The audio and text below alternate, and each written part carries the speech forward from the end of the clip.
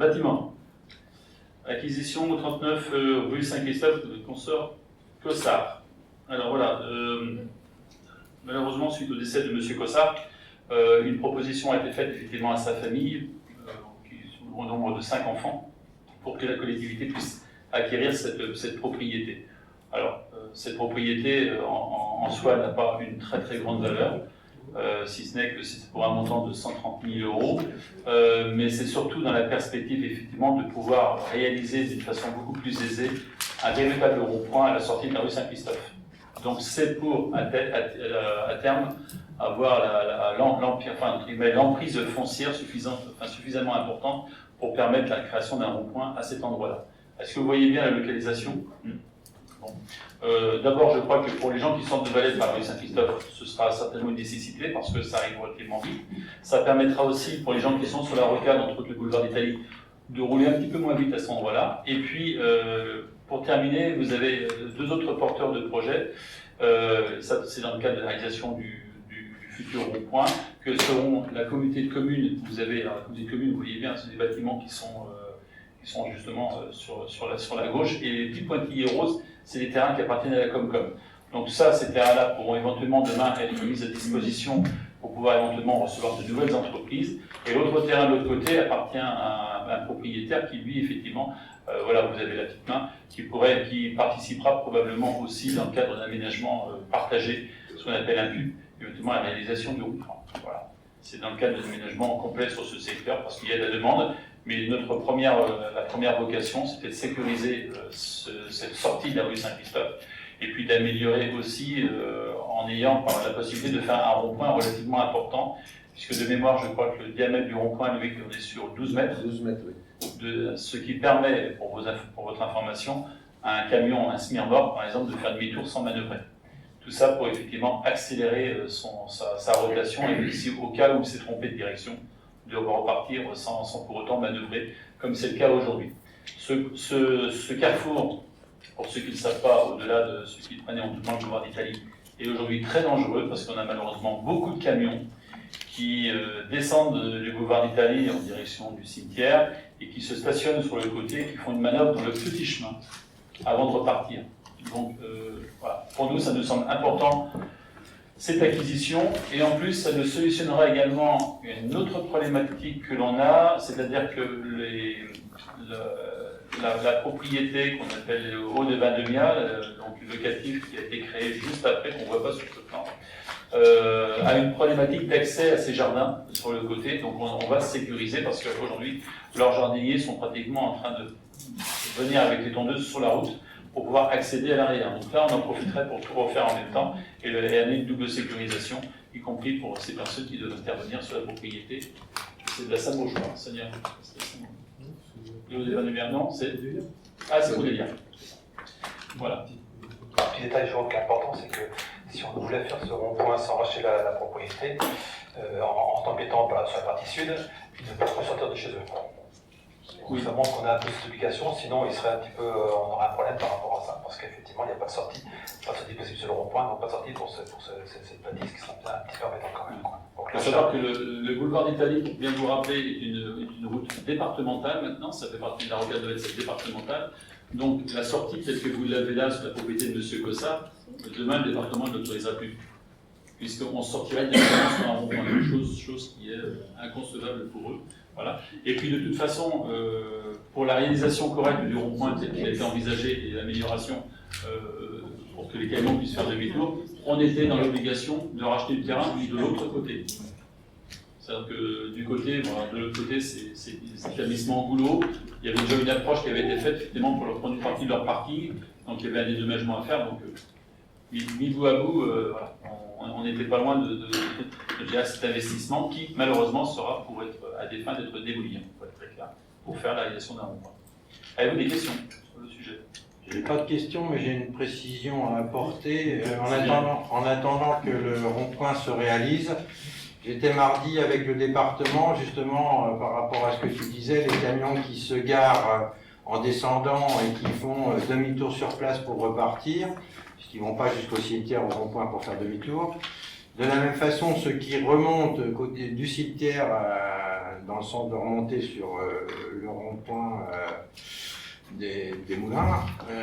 Ces camions-là traversent sans scrupule, donc on a vu avec le département pour installer des potelets qui empêchera ces manœuvres très dangereuses.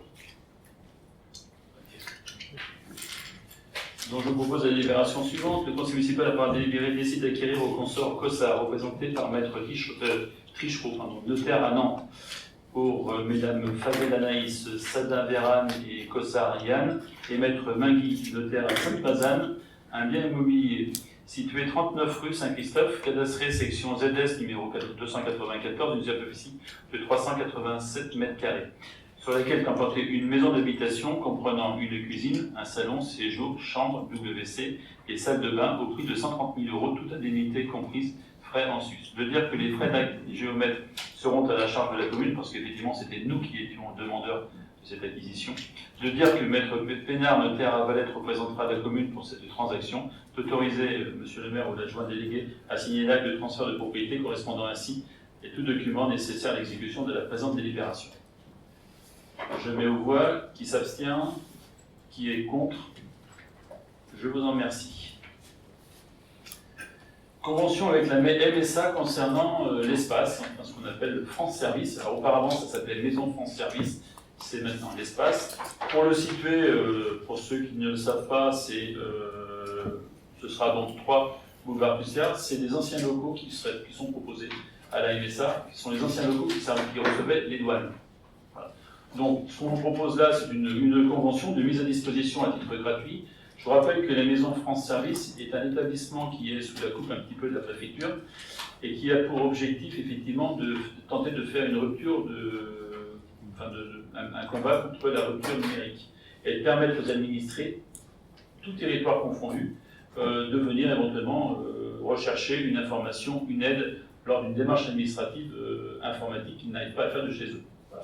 Ce sera ouvert à tout le monde, ce n'est pas réservé de suite aux Valtais, ça rentre dans ce qu'on appelle la convention et le contrat Petite Ville de demain, où la ville de Valette se doit d'être entre guillemets porteur de certains nouveaux équipements, certains nouveaux services auprès de la population, mais ça ne s'arrête pas à la commune, ça va au-delà de la communauté de communes, parce qu'une personne, je prends un exemple, du Maine-Loire, vous demandez, s'il le souhaite, venir chercher une aide au niveau de cette maison, ça s'appelle plus maison, hein, ce service, France Service, pourra le faire. C'est un dispositif qui a été mis en place par le gouvernement, relayé par la préfecture. La MSA, la Mutualité Sociale Agricole, fait le relais de cette situation, c'est-à-dire que c'est eux qui auront la charge de l'organisation, de la gestion, de l'achat informatique, des bureaux et tout, c'est eux qui auront un petit peu la maîtrise complète de l'outil. La seule chose, c'est qu'en ce qui nous concerne, il faut qu'on passe une convention avec eux pour bien déterminer qui fait quoi. Donc nous sommes propriétaires des locaux, nous le mettons à titre gracieux, nous prenons en charge par contre tout ce qui est fluide par rapport à ça. Le reste est effectivement à la discrétion de la MSA qui doit gérer avec ces 2 agents qui vont être désignés à l'intérieur de ces locaux d'accueillir le public. Est-ce que j'ai été clair? Juste, oui. Au niveau de l'accueil du public, le CCAS de la ville pourra intervenir dans ce lieu? Ça n'a pas lieu. C'est pour des demandes de complémentaire santé solidaire. Alors c'est juste pour comprendre, Denis. Parce que c'est, on va dire, des maisons de service. On va avoir dans cet espace des représentants tels que l'emploi, la CARSAT, la MSA, la Poste, on n'en a pas besoin parce que la Poste est déjà présente sur la lettre, des entités en fait qui font défaut dans les communes rurales en général. Et le but, c'est vraiment d'apporter ces services de proximité. C'est vrai que nous, au niveau du CCAS, on peut orienter, comme tout CCAS de secteur. Comme tout accueil de mairie peut dire effectivement, si vous avez un problème pour enregistrer une carte grise, n'hésitez pas à aller dans cet espace. C'est ouvert à tous. Donc effectivement, on a le 10 juin une réunion de professionnels prescripteurs potentiels au Champy-Lombard pour présenter ce qu'est le France Service qui va s'installer sur la commune. Et c'est important effectivement d'avoir des prescripteurs qui soient bien informés pour orienter la population la plus en besoin, je dirais, de cette rupture numérique. Mais effectivement, on travaille sur le dossier avec le CCAS depuis le départ. Ce qu'il faut préciser, c'est qu'il faut bien comprendre que cet espace France Service, c'est vraiment pour la rupture numérique. Donc, le principe de base, c'est que lorsque vous avez une démarche administrative à faire, que vous n'avez pas à faire, vous allez les voir, c'est leur travail. Par contre, si votre question touche effectivement entre guillemets, l'activité première de l'organisme à laquelle vous devez vous adresser, si c'est un problème par exemple avec la CAF, si c'est un problème avec la MSA, si c'est un problème avec la CARSAT et autres, ce n'est pas leur rôle de répondre aux questions. Ils sont là juste pour vous aider aux démarches numériques. Uniquement ça. C'est-à-dire ils ne sont pas conseillers. Même si vous avez par exemple des personnes qui sont de la MSA, le rôle c'est de dire attendez, nous là, notre mission elle s'arrête à cet endroit-là, vous pouvez prendre rendez-vous auprès de la MSA. Vous voyez, il faut bien distinguer deux. Ce qu'on appelle, ça fonctionne, un niveau 1 d'information. Voilà. Donc après, ils orientent effectivement vers des techniciens pour chaque compétence. Voilà. C'est pour ça que la volonté de la collectivité, c'est aussi, à travers, je reviens là-dessus, hein, la signature du contrat Petite Ville de demain, c'est d'avoir de plus en plus de services comme ça qui devront répondre à la population d'une façon en règle générale. Donc des permanences, il y en aura d'autres qui vont être créées sur la collectivité. Eux, ils ont surtout un rôle, la Maison de France Service, c'est surtout un rôle pour la rupture numérique et d'aider en première ligne les administrés. Voilà.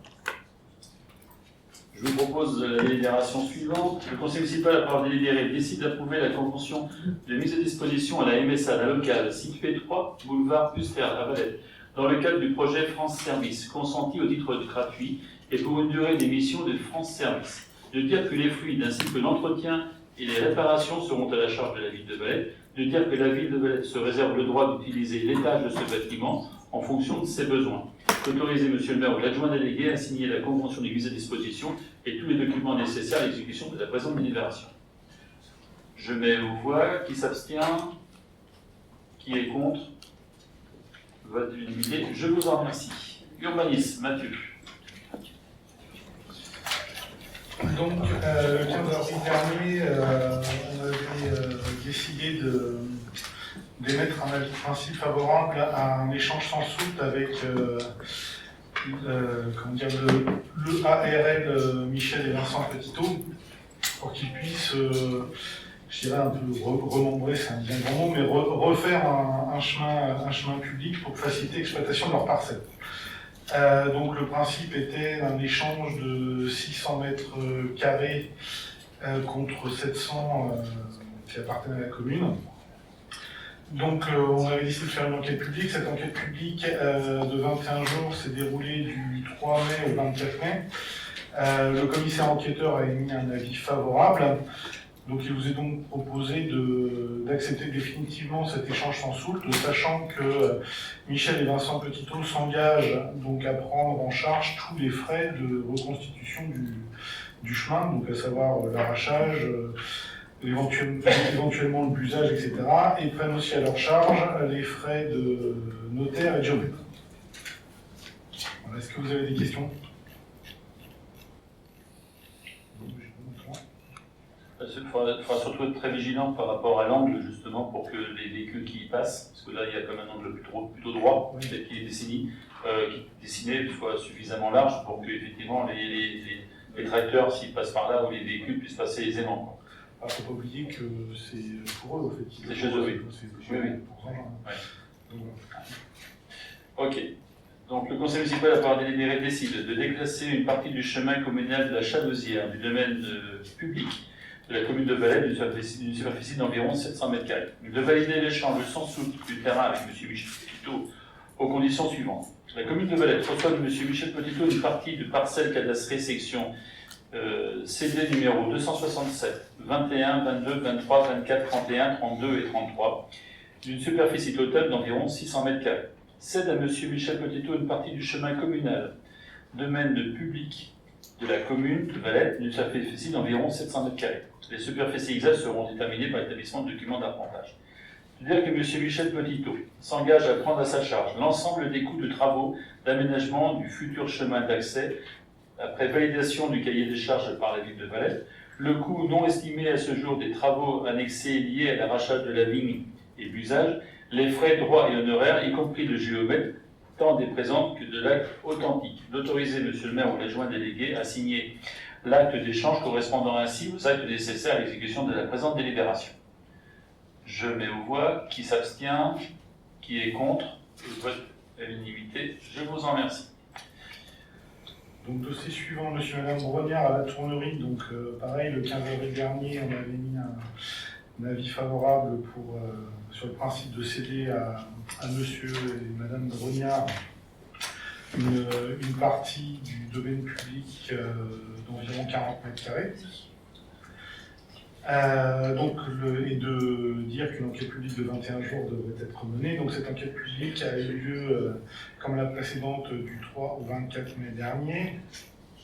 Donc le commissaire enquêteur a émis un avis favorable concernant cette session. Donc il vous est donc proposé d'acter définitivement cette session, donc avec la réserve comme il y a un réseau d'eau pluviale, il y a une servitude pour que les services de la commune puissent éventuellement intervenir sur ce réseau d'eau pluviale. Avez-vous des questions? En sachant que c'est presque une régularisation, parce que une partie du terrain c'est déjà utilisé par eux. En fait, non, pas vraiment, parce que comme ils acquièrent la maison... Ah oui, ça c'est pas... Oui, c'était l'ancien propriétaire. Ouais. Ah oui, c'est pour ça. Effectivement, aujourd'hui, il y a des choses qui sont stockées dessus, mais c'est l'ancien propriétaire. D'accord, ok. Et ça lui permettra de mettre son assainissement collectif et son station. D'accord, ok. Le conseil municipal a par délibéré décide de céder à monsieur et madame Brognard, domiciliés 3 Lunette Fromenteau, 44 330 Valette, une portion d'excédent communal située dans la prise de l'assiette de la voie communale numéro 207 et justant la parcelle cadastrée section ZD numéro 76, 6 la Tournerie, 44 330 Valette, d'une superficie de 40 mètres carrés environ. Les superficies exactes seront déterminées par l'établissement de documents d'arpentage. De dire qu'un réseau d'eau pluviale communale se trouvant sur la surface à acquérir, il conviendra de faire figurer une servitude d'accès au réseau dans l'acte de cession. De dire que la surface acquise sera destinée à la réalisation d'une station d'assainissement autonome et devra ainsi faire office de zone de stationnement pour la parcelle cadastrée section ZD numéro 76. De fixer le prix à 60 € le mètre carré, frais en sus, y compris des frais de géomètre et de notaire à la charge de monsieur et madame Brognard. De prononcer le déclassement du domaine public de la superficie destinée à la vente et l'intégrer dans le domaine privé de communal. D'autoriser monsieur le maire ou l'adjoint délégué à signer l'acte de transfert de propriété correspondant ainsi aux actes nécessaires à l'exécution de la présente délibération. Je mets aux voix. Qui s'abstient? Qui est contre? Vote de l'unanimité. Je vous remercie. Donc, dossier suivant, monsieur Pénard à la Maçonnière. Donc, toujours le 15 avril dernier, on avait émis un avis de principe pour vendre à monsieur Pénard une parcelle de 200 mètres carrés au prix de 1 € du mètre carré qui longe sa parcelle pour qu'il puisse accéder à son fonds de parcelle. Donc, une enquête publique devait être menée, ce qui a été fait donc, sur les mêmes dates, du 3 au 24 mai dernier. Donc, le commissaire enquêteur a aussi émis un avis favorable pour le principe de cette session. Donc, il vous est demandé de vous prononcer définitivement pour la session, donc au prix de 1 € du mètre carré, donc pour ces 200 mètres carrés. Donc, avec là aussi une notion de servitude, puisqu'il y a une tête de réseau d'eau pluviale, donc pour que les services de la commune puissent y faire la maintenance si nécessaire. Des questions? Le conseil municipal a par délibéré décide de céder à M. Pénard Nicolas domicile 254 la Maçonnière 44 330 Valette une portion de la parcelle communale cadastrée section WK numéro 32 d'une superficie de 200 mètres carrés environ appartenant au domaine privé de la commune. Les superficies exactes seront déterminées par l'établissement de documents d'arpentage. De dire que le réseau d'eau pluviale communale se trouvant dans la surface à acquérir, il conviendra de faire figurer une servitude d'accès au réseau dans l'acte de cession. De fixer le prix à 1 € le mètre carré, frais en Suisse, y compris les frais de géomètre et de notaire à la charge de M. Pénard Nicolas. De prononcer le déclassement du domaine public de la surface destinée à la vente et de l'intégrer dans le domaine privé communal. D'autoriser M. le maire ou l'adjoint délégué à signer l'acte de transfert de propriété correspondant ainsi à des actes nécessaires à l'exécution de la présente délibération. Je mets aux voix. Qui s'abstient? Qui est contre? Je vous en remercie. Alors là, ça c'est autre chose parce qu'on passe sur les enquêtes publiques. Et les mises en enquête publique, on se reverra au prochain conseil municipal pour la suite. Donc, dossier suivant, monsieur Paul Gavalan, rue de Vazauge. Donc, monsieur Gavalan a sollicité la commune pour qu'elle lui cède la parcelle AY 1446, donc qui est à l'arrière de sa propriété. Donc si vous voyez sur le plan, en fait, sa propriété, c'est tout ce qui est encadré en rouge. Je ne sais pas pourquoi, c'est l'histoire qui veut vouloir ça. Il y a un petit bout de parcelle communale dans son jardin. Donc l'idée, c'est qu'on lui cède. Voilà. Donc le prix qui a été convenu avec M. Gavalan, c'est 150 € du mètre carré pour ces 32 mètres carrés. Donc on est en zone UA. Donc M. Gavalan nous a aussi demandé la possibilité de pouvoir faire une sortie piétonne sur le futur quartier Saint-Christophe. Bon, il n'y a rien qui s'y oppose, hein, ça donne sur un bout d'espace ennervé, donc si on a envie de sortir par derrière à pied, il sortira à pied, il n'y a pas de souci. Donc il vous est proposé donc, d'émettre un avis favorable de principe pour vendre à M. Gavalan ses 32 mètres carrés au prix de 150 € du mètre carré.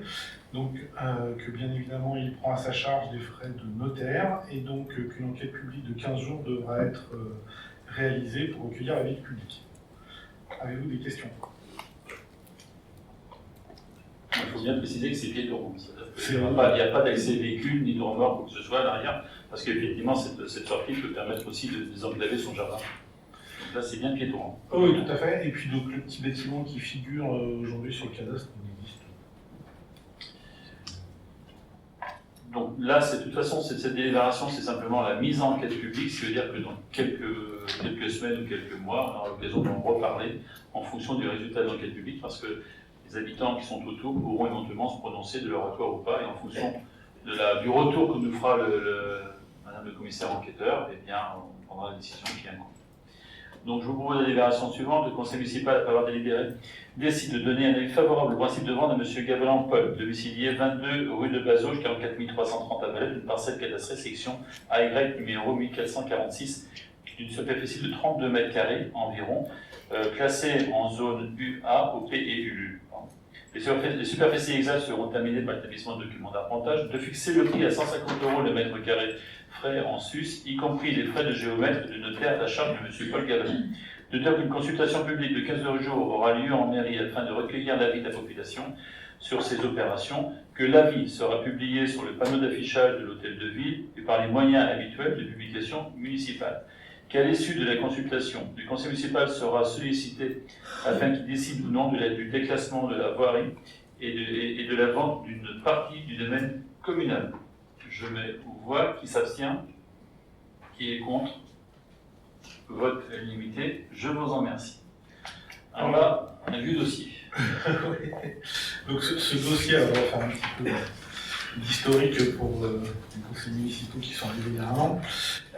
Donc en fait, la commune de la Rodrigue-Pierre a lancé un projet de ferme éolienne sur son territoire. Alors c'est pas que sur son territoire, puisqu'en fait le projet concerne 6 aérogénérateurs donc, qui seront positionnés sur l'Arc-Pierre, Valette et la Remaudière. Donc sachant qu'il y en a 4 sur la commune de l'Arc-Pierre, un aérogénérateur sur le territoire de la commune de Valette et un sur le territoire de la commune de la Remaudière. Mais celui qui est sur la Remaudière est extrêmement proche du village, du moulin de Bonduit et des Tuileries. Donc les deux qui sont, celui qui est sur Valette et celui qui sont sur la Remaudière, sont très proches des villages que j'ai cités. Donc, le conseil municipal, en mai 2016, avait émis un avis favorable au principe d'installation de cette ferme éolienne sur les emplacements que j'ai cités tout à l'heure. Donc, il s'avère que, suite à une décision de justice qui qui indique que le préfet était à la fois juge et partie, puisque c'est lui qui délivrait le permis de construire, et mais c'était aussi lui qui instruisait l'enquête environnementale à travers l'ADREAL. Le juge a dit que il y avait peut-être un conflit d'intérêts, donc il valait mieux confier l'étude environnementale à une autre autorité. Donc voilà, donc l'étude environnementale a été faite, elle a été resoumise à enquête publique, donc qui a été ouverte du 29 mars de cette année au 30 avril de cette année. Et donc dans le cadre de cette enquête publique, on est amené à se prononcer. Donc il y a eu un certain nombre de compléments d'informations qui ont été rajoutés dans le dossier. La commission urbanisme du 11 mai dernier vous propose d'émettre, qui s'est réunie le 11 mai dernier, vous propose d'émettre un avis favorable avec les commentaires suivants. Donc les élus regrettent qu'il n'y ait pas eu d'enquête publique, qu'il n'y ait pas eu de réunion publique sur la commune de Valette et qu'il n'y ait pas eu de consultation des élus depuis l'évolution du dossier. Voilà, et en fait il faut savoir qu'il y a une mention précise en conclusion du dossier qui dit que ce dossier s'est fait en concertation permanente avec les instances environnementales des élus. Nous, on a été consultés en tant qu'élus de Valette, donc on souhaite porter ça à la connaissance du commissaire enquêteur. Et donc, il y a un autre point aussi qui a été soulevé, qui est la création l'affaire biodienne va nécessiter la création de réseaux électriques. On demande à ce qu'un soin particulier soit mené sur les travaux afin que la voirie existante ne soit pas détruite. Voilà, il y a une remise en état après les travaux d'installation. Donc voilà, est-ce que vous avez des questions sur ces sujets-là? Oui, Mathieu, donc effectivement on en avait parlé en commission.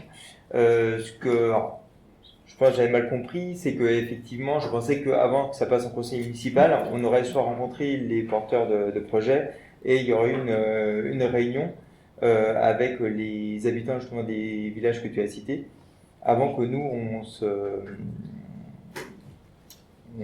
on donne notre position sur ce projet. Alors en fait, on est dans le cadre de l'enquête publique, donc on émet notre avis au commissaire enquêteur, et le commissaire enquêteur devra faire une réponse, ou le porteur du projet devra faire une réponse par rapport à ce que nous on lui indique là. Voilà, donc... Sachant que, pour information, ce dossier, le premier passage qui a été fait au conseil municipal de Valette de ce dossier remonte en juillet 2011. Donc vous voyez, ça fait déjà 10 ans qu'il est en cours, que tout le monde, effectivement, il y a eu beaucoup de consultations, il y a effectivement des recours qui sont portés au tribunal, c'est très très long.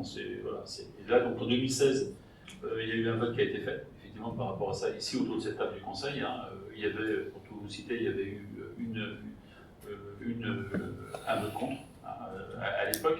Par contre, moi, il y a une chose qu'on avait mentionnée, et j'aimerais bien qu'on le rajoute, alors, si je peux me permettre, c'est qu'à l'époque, on avait justement marqué aussi, lorsque l'arrêt de l'activité, la remise en état intégral des terrains.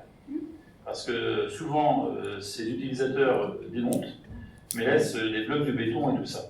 Donc là, il faudrait que j'aimerais bien qu'on le marque, pour que la restitution des terrains, une fois que leur activité soit enlevée, que tous les câbles électriques, toute l'alimentation qu'ils peuvent faire et tous les travaux inhérents, parce que là, on parle effectivement d'une attention particulière sur tout ce qui est réseau au niveau de la voirie communale, mais que lorsqu'ils s'en vont, ça arrivera au bout d'un certain nombre d'années, mais ils mettent tout ça en état. Et de ne pas laisser enfoui des choses dessous. C'est surtout le cube de béton. C'est surtout le cube de béton, et même les câblages, certaines fois ils partent en laissant du câblage électrique. Donc moi j'aimerais bien qu'on le rajoute pour que ce soit effectivement pris en considération. Globalement, on porte une attention particulière à la remise en état complète du terrain après l'exploitation. Ça vous repose non, ça vous pose problème? Non, c'est une bonne remarque, mais je crois que la législation a évolué dans ce sens-là et qu'il doit y avoir maintenant une obligation de remise en état telle que c'était avant l'installation des éoliennes. Mais à vérifier, je ne suis pas certain, mais il me semble avoir lu ça quelque part. Oui, c'est bon. Oui, je n'ai pas de problème par rapport à ce que tu as dit. Du coup, c'était juste pour savoir si j'avais bien compris. La réunion publique, du coup, elle aura lieu après le vote de juin. Il y en aura Alors en fait, nous on garantit absolument aucune réunion publique. La seule chose qu'on fait à travers ce commentaire-là, c'est qu'on la demande. Enfin voilà, finalement ces gens-là, nous on les connaît pas. Enfin, on les a jamais rencontrés. Donc là, on demande au commissaire enquêteur de mentionner ça au porteur de projet, charge à lui de nous le. Enfin, si le commissaire enquêteur retient l'argument, charge au porteur de projet de faire cette réunion. Okay. Et du coup, est-ce que notre demande n'aura pas plus de poids? Je sais pas, je ne connais pas du tout, si on s'abstenait justement sur cette délibération ou si c'était pas validé ou autre. Non. C'est... Je suis pas sûr que l'abstention nous apporte quelque chose en fait. Voilà, là on émet un avis favorable. Encore en plus, enfin, ce qu'il faut voir, c'est que le préfet a déjà délivré le permis de construire en fait. Donc voilà. Là on émet juste un avis en demandant à ce qu'il y ait cette information auprès des élus et des habitants de Valette. C'est notre demande. Juste, du coup, si le permis de construire a été délivré, le commissaire enquêteur, en fait, quel est son poids au final? Il n'y en a pas? Non, mais ça, C'est de faire remonter ces observations-là. Oui, autant dire qu'il n'y en a pas. Non, parce que ils peuvent, le préfet, je pense qu'ils vont prendre mesure, effectivement, parce que comme disait Mathieu, il y avait un peu de jurisprudence sur le premier montage. Là, aujourd'hui, ils ont bien distingué les choses, donc ils sont en train de répondre effectivement à l'attente du tribunal, puisque c'était au tribunal. Bon, maintenant, il y a une enquête publique, il faut qu'on y réponde, et pour ça, il faut qu'on donne des arguments. Si on ne prend pas part au vote, c'est-à-dire qu'on se moque de l'enquête publique. Alors là, il nous questionne sur le sujet. Je pense que la question qu'il faut se poser, alors après on peut longuement débattre sur l'intérêt des éoliennes, pas d'éoliennes, pas de ci, pas de ça. Je pense que là aujourd'hui, c'est est-ce qu'on notifie ces genres de choses, sachant que dans l'esprit aujourd'hui des services de l'État, ils vont le faire. Maintenant, il faut qu'on fasse remonter nos inquiétudes et nos observations. C'est là-dessus. Si on ne répond pas, ça veut dire qu'on donne le quitus effectivement à monsieur le préfet, à l'Adréal, de dire écoutez, oui, c'est bon. Voilà. Je vous propose la délibération suivante. Par contre, il faut approuver une petite observation, il faudra qu'on la fasse noter. Donc, je vous propose la délibération suivante. Le conseil municipal, après avoir délibéré, décide de donner un avis favorable à la demande d'autorisation par la SAS Ferme éolienne du Haut-Vignoble, dont le siège social se situe 233 rue Faubourg Saint-Martin à Paris, 75 010. D'exploiter un parc éolien. D'informer le commissaire enquêteur des éléments suivants. Les élus regrettent qu'il n'y a pas eu de réunion publique sur la commune de Valette et qu'il n'y a pas eu de consultation des élus depuis l'évolution du dossier. C'est vrai que depuis 2016, silence radio. Il demande qu'une attention particulière soit portée à la création du réseau sur la voirie existante et effectivement qu'il s'engage bien à la remise en état parfaite je dirais de tout le secteur, de toutes les voiries, de tous les terrains utilisés après exploitation de ce parc éolien. Okay. Je mets aux voix. Qui s'abstient? 2 abstentions. Qui est contre? Contre. Je vous remercie. Le compte, c'est pour Manuel, pardon. Le compte, c'est pour Manuel. Ouais. D'accord.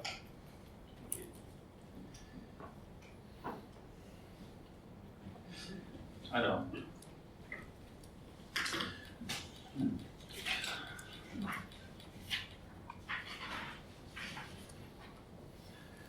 dossier 14, de Champignon-Var, saison culturelle à venir, grille tarifaire. Alors, depuis l'an dernier, il avait été mis en place un système qui était beaucoup plus pratique, parce que je voulais juste vous préciser qu'aujourd'hui, la saison culturelle n'est pas encore totalement définie. Il y a encore des ajustements, la crise sanitaire est passée par là. Il y a des troupes qui passent plus, qui ne tournent plus, qui peuvent venir, qui ne peuvent plus venir, qui veulent bien venir, mais s'il y a ci, il y a ça, c'est assez compliqué. Donc ce qui est proposé là, c'est très simple, c'est de voter une grille tarifaire, c'est ce qu'on a fait l'an dernier, et c'est cette grille tarifaire que justement la commission de culture ensuite attribue aux spectacles qui seront retenus. Voilà, en fonction effectivement d'une estimation de prix et autres. Donc la grille que vous avez là est la même que celle qui était présentée l'an dernier.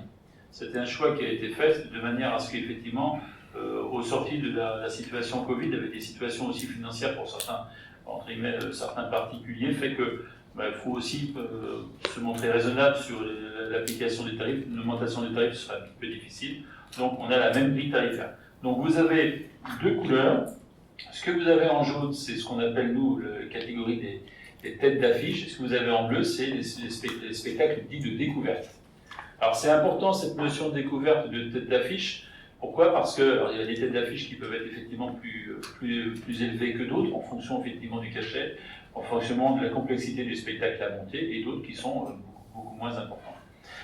Alors, ça, c'est la partie de base. Ensuite, vous avez ce qu'on appelle des tarifs spéciaux. C'est ce que vous avez en dessous. Alors là, également, vous avez un tarif spécial qui est lié à la tête d'affiche. Parce que, alors, je vais vous expliquer, c'est ce qu'on appelle tête d'affiche famille. C'est un petit peu exceptionnel cette année, peut-être que ça restera dans le futur. Dans la grille tarifaire, vous avez la ligne famille. Qu'est-ce que ça veut dire une famille? Une famille, c'est 2 parents, 2 enfants. Voilà. Sauf que cette année, nous avons un spectacle, en l'occurrence un spectacle qui serait considéré, s'il est bien retenu et s'il va jusqu'au bout, spectacle tête d'affiche, mais qui est plus adressé aux enfants. Donc il est possible, et c'est là qu'on fait ces ajustements, qu'il n'y ait peut-être qu'un parent, mais qu'il peut-être y avoir 3 enfants. Donc c'est pour ça que ce qui est proposé en dessous fait cette distinction, vous voyez, entre le parent à 28 € et les enfants à 23, en fonction de la tête d'affiche. C'est pour ça que ça ne rentre pas systématiquement dans ce que vous avez là-haut, où logiquement la colonne de droite là, c'est lié à 2 adultes, 2 enfants. Voilà. Ensuite, en dessous, dans tout ce qui est tarifs spéciaux, voilà, vous avez différentes choses qui sont déclinées comme tous les ans. Là, il n'y a eu aucun changement par rapport à ça. Effectivement, c'est les tarifs qui sont appliqués. Dans le cadre du 7 parties, voilà, tarif unique, donc effectivement à 8 €. Et dans le cadre d'un passeport aux abonnés du Champignon Bar, c'est à 6 €. Après, vous avez des tarifs qui seront proposés en accord avec le Catrin, parce qu'il y a une collaboration entre le Catrin, qui est la salle de Haute-Goulaine, et le Champignon Bar, avec des échanges de public. Et ensuite, vous avez les tarifs dits, ce qu'on appelle les tarifs dits abonnés. Alors la particularité, c'est que la volonté a été d'éclaircir les choses, parce qu'on s'adapte aussi par rapport aux nouvelles conditions dans lesquelles on est. On a essayé de regarder ce qui se passait aux alentours, comment on peut travailler d'une façon différente, et il en sort 3 sortes de formules pour ce qu'on appelle les abonnés. Donc, il y a la première formule qui est très simple, ça s'appelle J'y vais, où vous devez prendre entre 3 et 4 spectacles. Avec comme particularité 2 spectacles minimum dans ce qu'on appelle découverte, dans ce qui était au-dessus, couleur bleue. C'est-à-dire qu'une personne qui prend un spectacle, qui prend un abonnement qu'on appelle J'y vais, il aura une tête d'affiche de spectacles de découverte. Je précise aussi une chose assez importante, c'est que en l'occurrence, les abonnements ne sont pas nominatifs. C'est-à-dire qu'une personne, par exemple, moi je peux prendre un abonnement parce que j'ai envie de voir une tête d'affiche, et proposer à Sarah l'autre place à côté et à Jean-Marie l'autre place à côté. Pour d'autres... Non mais attendez, c'est pas vrai. Parce que sinon, il n'y a pas de raison. Donc, vous voyez, donc, dans le système, c'est ça. Ce n'est pas nominatif. C'est pas tout le temps la même personne qui a l'obligation de le faire. Donc la première formule s'appelle J'y vais. La deuxième formule s'appelle J'y vais carrément, où là, on monte entre une capacité de 5 à 6 spectacles. Et la formule J'y vais à fond, c'est 7 spectacles et plus. Ce qui est proposé pour 7 spectacles et plus, où il y a véritablement un engagement, c'est minimum effectivement 2 spectacles de découverte, mais et également un spectacle offert. Le spectacle offert, c'est celui qui est en début de saison, c'est pour lancer la saison. La particularité, c'est que dans la formule J'y vais à fond, on opérerait par rapport à la grille tarifaire que vous avez vu au-dessus, quand on est dans les abonnés, une remise de 2 € sur les tarifs correspondant à votre classification. Je ne sais pas si j'ai été clair. Alors là, je vous explique ça, mais dans la délibération suivante, il faut qu'on vote aussi pour cette mise à disposition parce que le Trésor public aura, en tout cas, aura l'obligation de bien connaître ce dispositif pour accepter les recettes que l'on peut faire et l'acceptation, effectivement, des différents abonnements que l'on peut prendre en considération. Voilà. Est-ce que j'ai été clair sur le dispositif? C'est ce qui a été présenté en commission culture, et voilà, il y a très peu de choses et très peu de nouveautés. La seule particularité, et ça depuis 2 ans, c'est que là on vous présente les tarifs sans vous présenter la saison elle-même, parce qu'elle est en train de se finaliser. Même la partie aujourd'hui, je pense que les élus de la commission culture ont dû recevoir différentes propositions de visuels pour l'année prochaine, sachant qu'il ne faut pas non plus imaginer, ça change tous les ans. Voilà, c'est très compliqué à faire parce qu'on a encore beaucoup de désillusions d'artistes qui ouais, je viens, non, je viens plus. J'ai plus envie parce que j'ai un truc à faire à côté. Le 4A m'invite là, c'est telle scène à Nantes qui m'ouvre ses portes. Je n'étais pas prévu au départ, donc voilà. Ça s'adapte tout le temps un petit peu de cette façon-là. Et l'objectif, c'est environ 25 spectacles dans l'année. 25 à 30 spectacles dans l'année. Voilà. Avez-vous des questions sur le sujet? Donc je vous propose la délibération suivante. Le conseil municipal, après avoir délibéré, décide d'appliquer à l'espace culturel Champignon-Bar les tarifs ci-dessus, donc ceux que je viens de vous présenter, pour la prochaine saison culturelle, jusqu'à ce qu'ils soient éventuellement revus par le conseil municipal. Tout ça pour dire que bon, voilà, on peut même en cours d'année éventuellement rajouter quelque chose, parce que si on a une opportunité d'une tête d'affiche ou si on a une opportunité d'un spectacle particulier qui a un coût qui sortirait effectivement de ce tableau, ben on se donne la possibilité de finalement le rajouter. Je mets aux voix, qui s'abstient, qui est contre, vote à l'unanimité, je vous en remercie. Délibération numéro 15, bah, c'est exactement ce que je viens de vous expliquer, donc je ne vais pas vous faire l'affront de recommencer. Hein. C'est simplement, on a l'obligation de voter, de voter les 3 formules qui existent. J'y vais carrément et j'y vais à fond, simplement pour bien, entre guillemets, entériner cette situation et cette proposition qui est faite, qui est pour moi une amélioration dans la visibilité et dans la compréhension par rapport au public. Il ne faut pas oublier quand même que le public est le principal concerné dans le dispositif. Donc voilà, donc la délibération que vous voilà, c'est simplement effectivement nous autoriser à la mettre en application et être en adéquation avec ce que le Trésor public attendra après au niveau des recettes. Des questions? Super, si je puis le faire. Le conseil municipal, après avoir délibéré, décide d'appliquer à l'espace culturel de Champignon-Bar les formules d'abonnement pour les saisons culturelles présentées ci-dessous, d'autoriser monsieur le maire à effectuer toutes les démarches et à signer tous les documents nécessaires à l'exécution de la présente délibération. Je mets aux voix. Qui s'abstient? Qui est contre? Je vous en remercie. Tarif école de musique. Rappelez-vous, voici quelques conseils. On avait déjà évoqué la problématique de la facturation concernant la saison culturelle en cours, où on avait mis pour le 2e trimestre un dispositif en place. Vous avez, je ne sais pas si vous avez dû l'avoir peut-être dans vos cahiers, là, ce tableau. Oui. Hein, vous avez dû l'avoir.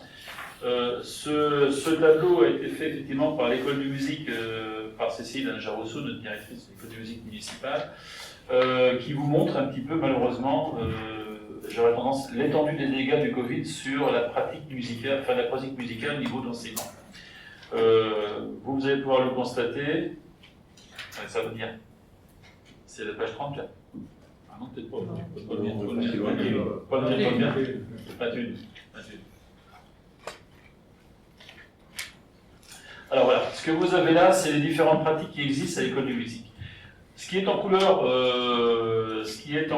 vert, c'est ce qui a été fait en présentiel sur l'ensemble de l'année, où les enfants et les adultes ont pu intervenir.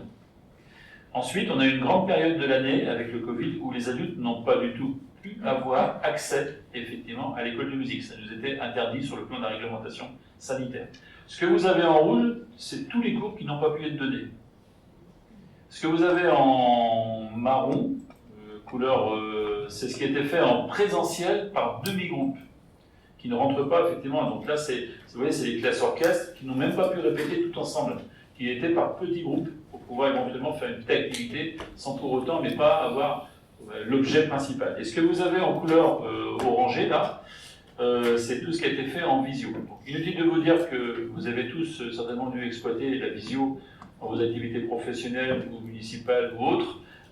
C'est pas toujours pratique. Donc donner des cours en visio à des enfants pour faire le son, pour entendre le son musical, la restitution sonore n'est pas toujours à la hauteur du présentiel, bien évidemment. Donc la proposition qu'on vous fait, et c'est là-dessus qu'on va résumer les choses, c'est que par correction par rapport effectivement à cette problématique sanitaire, eh bien pour le 3e trimestre, on applique une tarification à prix zéro à l'ensemble de nos adhérents. Parce que, honnêtement, on n'a rien pu faire. sur l'ensemble de l'année. Donc ce qu'on vous propose, c'est effectivement les adhérents, enfin tous ceux qui sont effectivement qui ont un engagement à l'école de musique, eh bien, ont un 3e trimestre qui sera gratuit. Ils recevront une facture à prix zéro. C'est pas une gratuité, c'est pas une oubli de facture, c'est à prix zéro, pour bien montrer qu'effectivement, il y a une décision collective. C'est ce qu'on vous propose ce soir et c'est ce que je vous propose de mettre au vote. Avez-vous des observations sur le sujet? Bien évidemment, ce que vous avez les traits noirs, là, c'est les vacances. Donc, vous imaginez, entre le rouge, le orange, voilà, et puis le noir, il y a quand même eu très peu d'activités de l'école de musique au total.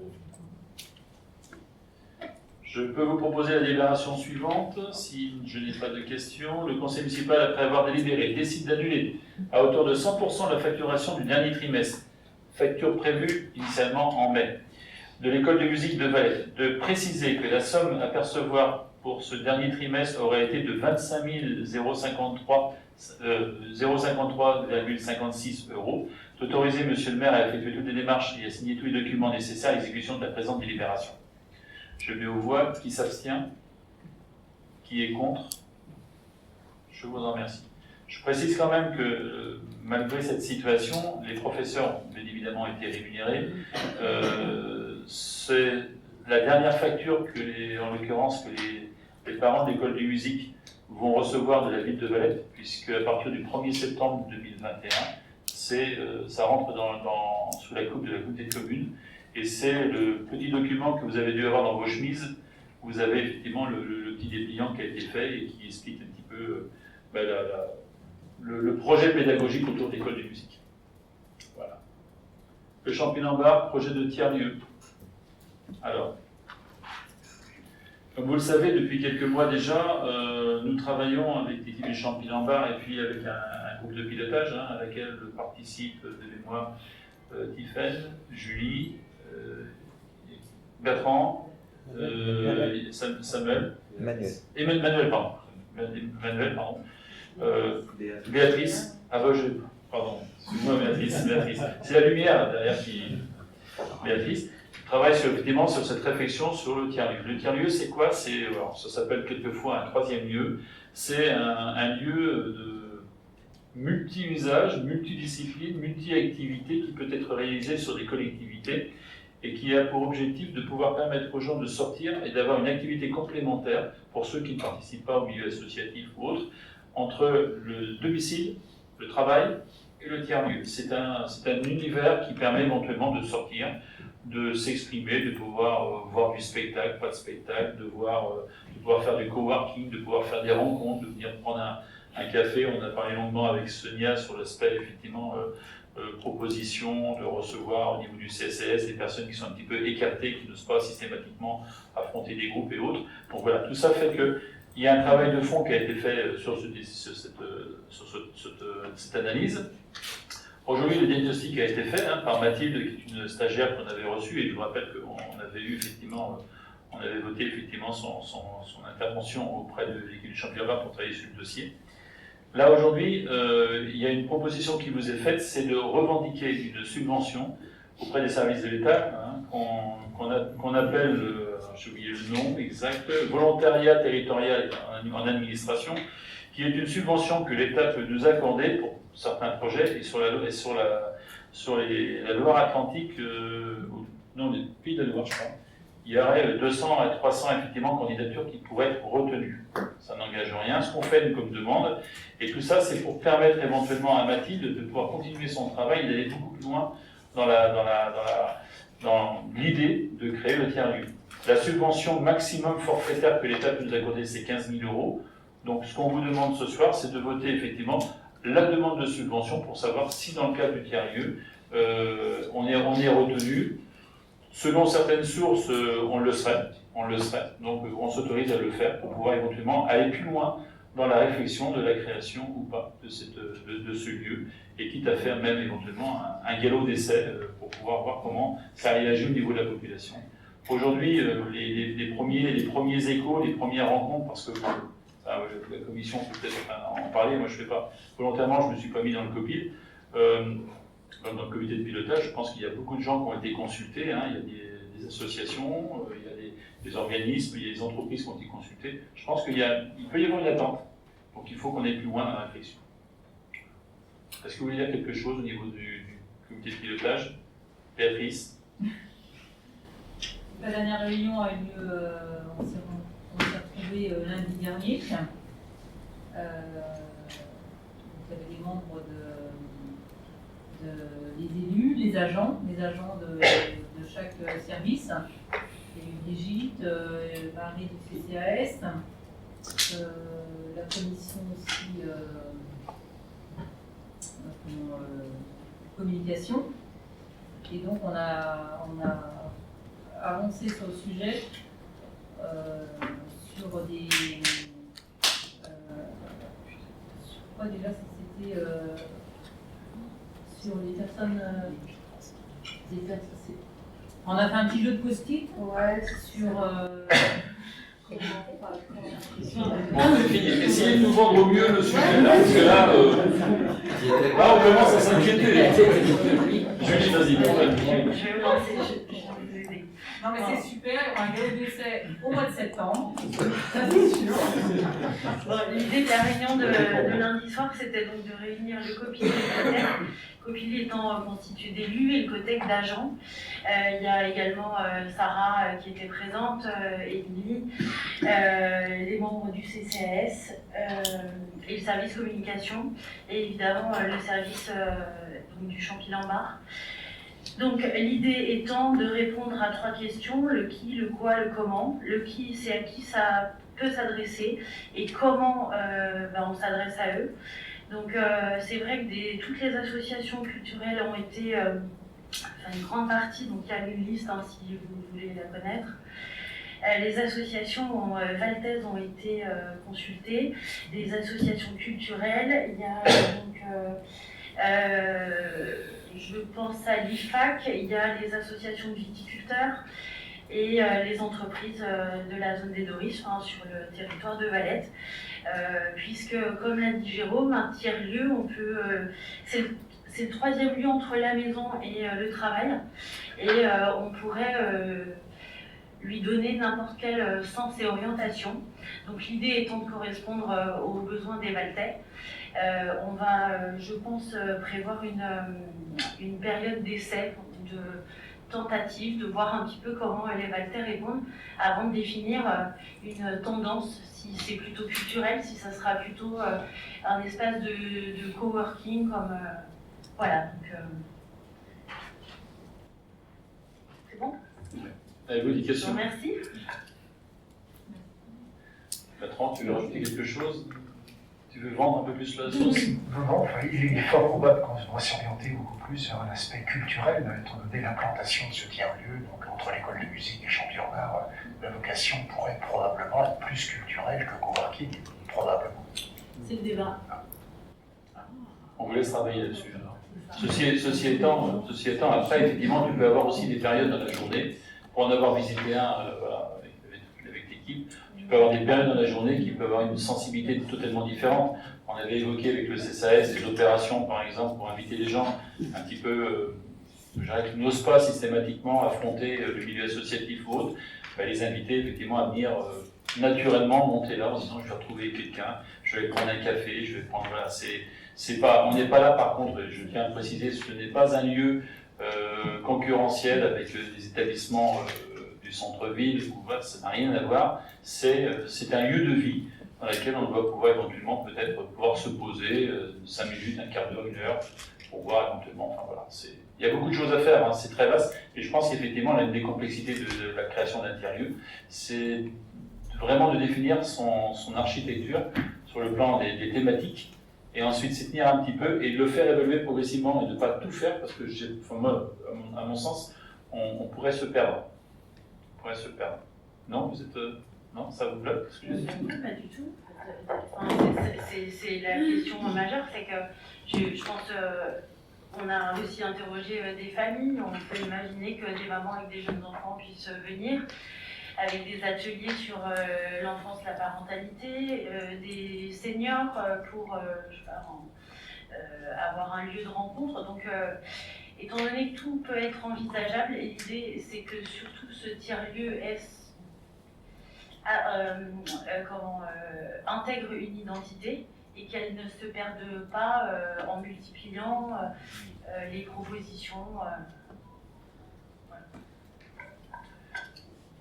Donc sur ces explications, je vais vous proposer la délibération suivante. Celle-là, on est juste pour la faire une demande auprès des services de l'État d'une subvention de 15 000 € pour éventuellement nous aider à poursuivre cette étude et éventuellement peut-être commencer à lancer un essai de manière à voir effectivement l'intérêt et le positionnement de ce tiers-lieu sur notre territoire. Donc le conseil municipal, après avoir décide de valider la mise en place d'un volontariat territorial d'administration au sein du pôle culturel pour la création d'un tiers-lieu à compter de la présente délibération. Le contrat aura une durée d'1 an. De dire que la rémunération du volontariat territorial d'administration sera fixée sur le grade d'adjoint administratif territorial au premier échelon, que la personne recrutée percevra le régime indemnitaire correspondant et les chèques déjeuner, de solliciter la subvention forfaitaire de l'État de 15 000 € pour la mise en place d'un volontariat territorial en administration. Je mets aux voix. Qui s'abstient? Qui est contre? Je vous en remercie.